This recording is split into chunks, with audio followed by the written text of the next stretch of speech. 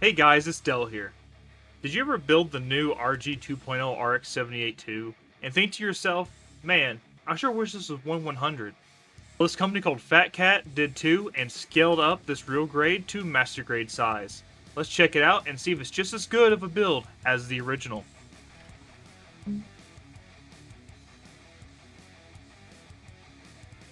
Getting into the box, here we have a very fancy, high class, top of the line brown cardboard box. Popping it open, we're going to find 17 runners, those being clear red, dark gray, white, light gray, red, yellow, and blue. Followed by water slides, full stickers, and a chain for the meteor hammer, and our instructions.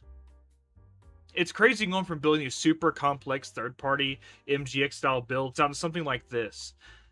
That Bandai engineering coming through, which, I mean, it's a bootleg. Before we get to building this kit, we need to look at these instructions. First of all, nothing fancy on the front, but as we open up, we're going to see the list of runners, and turning the page is going to put us right into the build. The instructions are very easy to read and follow, as I'm pretty sure it's just a straight copy of the Bandai booklet. It does not list the runners you'll need for each part, but that's not a big deal here, as this kit's only comprised of 17 runners. Now to the actual build of the kit.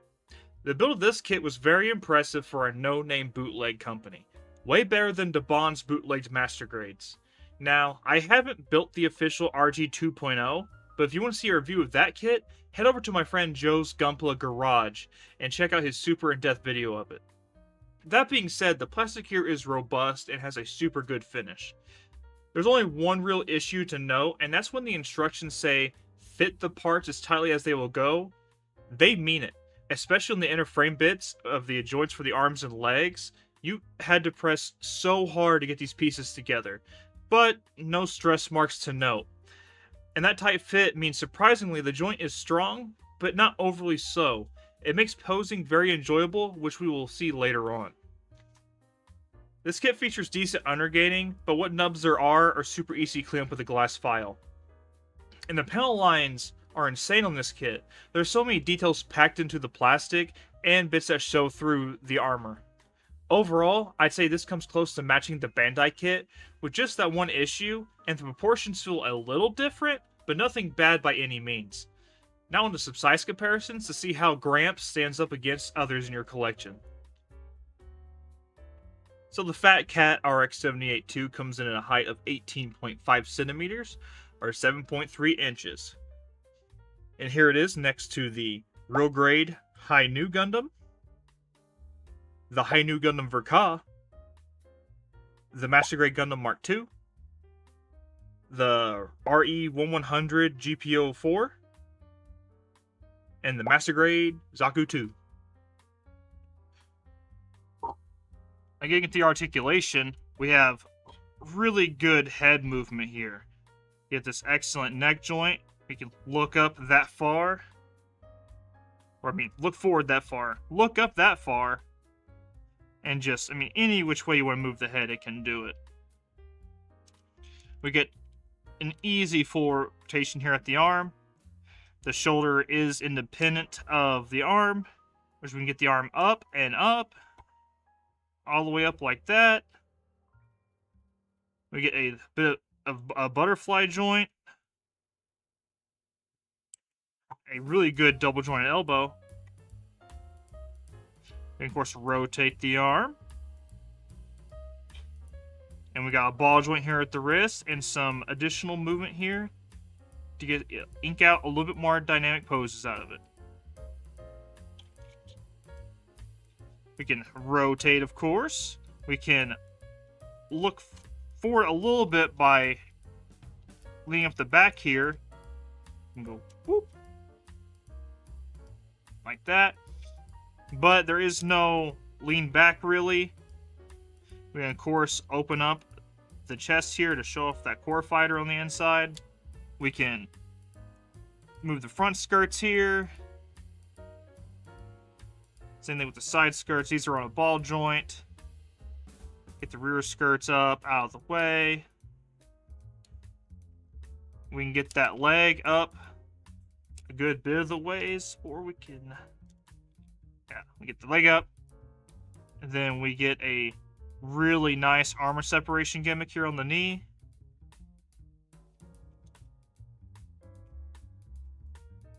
We can get the leg out.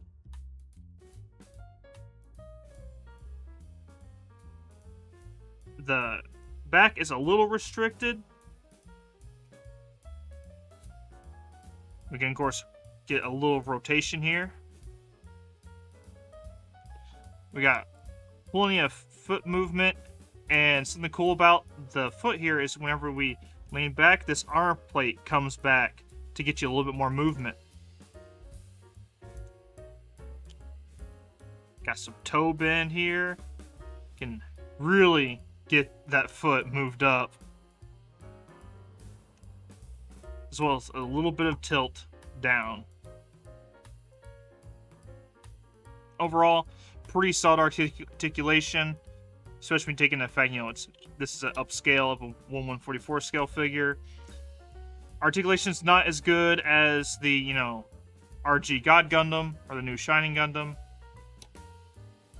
But hey, I'll take it. It poses better than the 3.0 and holds together.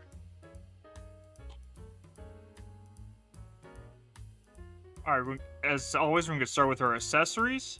And to start us off, we have our hands. We get a pair of closed fist hands. A pair of weapon holding hands. A pair of trigger finger hands. And a pair of widespread dynamic hands. Here we have a shield. Standard, RX-78-2 shield here. We do have a little part here that we can move up and down. This part's going to slide out to clip onto the back of the arm, and we have a handle here for sliding into the hand. And to put this on the arm, you're going to need one of the weapon holding hands. And we're going to take that and plug the hand in. Oh.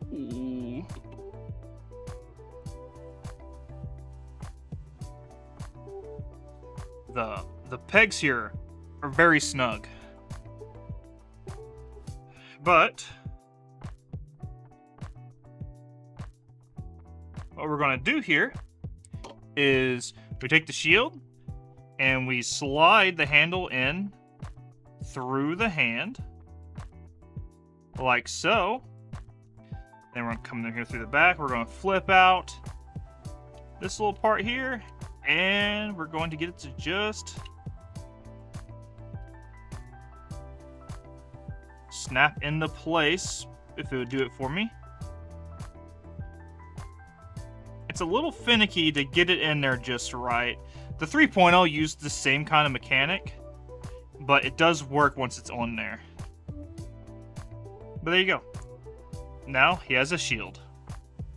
But let's say you don't want it on his arm, because maybe you want to use a different accessory on the arm. We're going to unclip it. Like I said, it's on there whenever it clips into place. So we're going to take the shield, fold down the handle, slide over this, and then we can get a slight rotation on this here. We got a little tab here on the back of the backpack, and we're just gonna slide it on there. I find it easier to take the backpack off in doing this, because it is a little snug of a fit,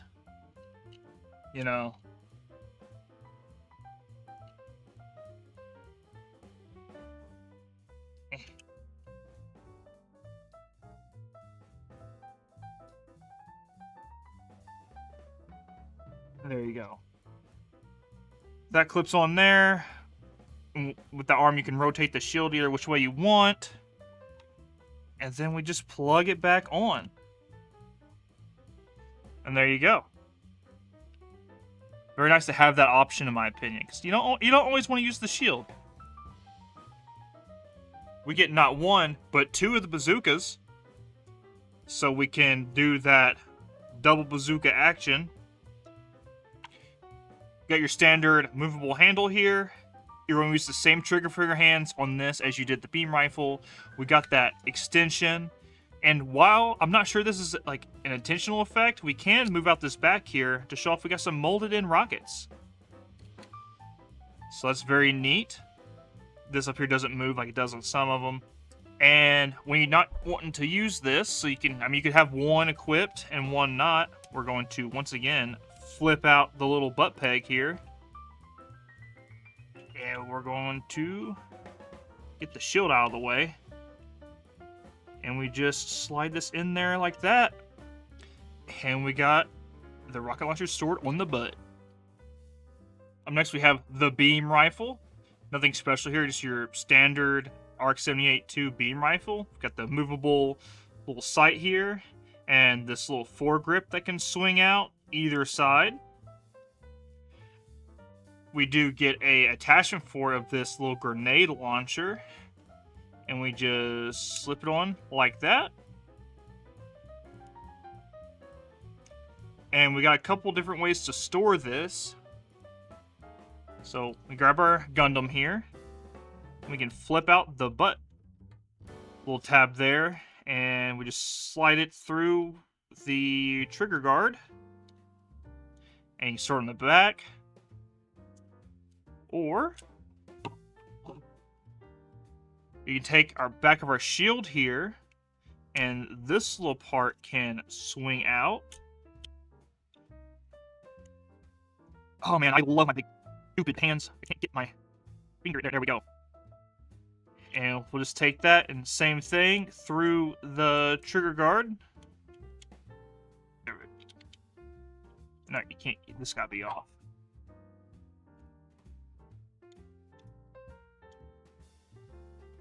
There you go. Got stored. They're on the shield. Just can't use the grenade launcher with it.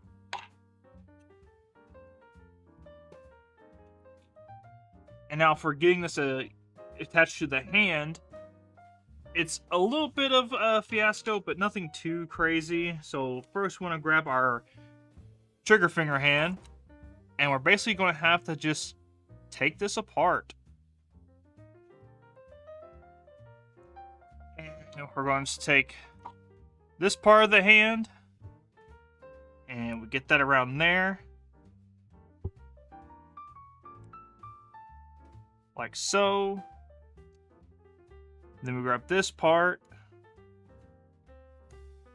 and put it together like that. And then we're going to grab the back hand guard and slip over there to keep everything in place. And there you go. Very firm grip in there. And of course, you know, pretty self-explanatory, but we're just going to take this, plug it into the Gundam's hand, and there we go. We got a core fighter, and you do get two of these, so you can have one displayed outside. The difference being there's only one clear red part, so on the one inside the Gundam it's white. And in order to transform this to put in the Gundam, it's pretty simple. We're going to tuck in the nose. We're going to fold that down. Going to push in that tail fin and fold in the wings here. And there you go. That's all there is to it. And just to show you real quick, let's pop them open here.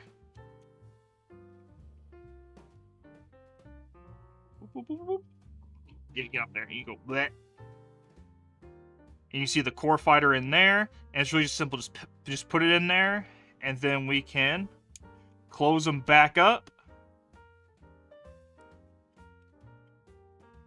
Like so. And what I like about the core fighter in this kit is that it's so solid on the fucking waist here. On the 3.0, it was just so flimsy, and that was even with the core block system they had made. But on this, it's just rock solid. Which I know we have Bandai Engineering to thanks for that on this specific kit here, since it is a bootleg scaled up kit, but still, it's just a pro either way you look at it. We're going to get ourselves a grand total of 4 beam saber handles,